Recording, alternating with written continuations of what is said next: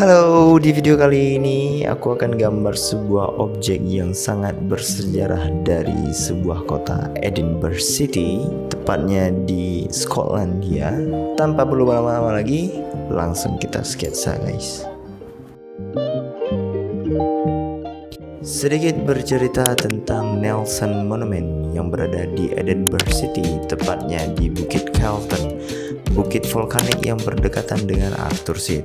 Monumen ini yang selesai dibangun pada tahun 1815 didirikan untuk memperingati kehidupan laksana Lord Nelson, komandan angkatan laut yang mengalahkan pasukan Napoleon dalam pertempuran Trafalgar pada tahun 1805. Ia gugur sebagai pahlawan dalam pertempuran tersebut.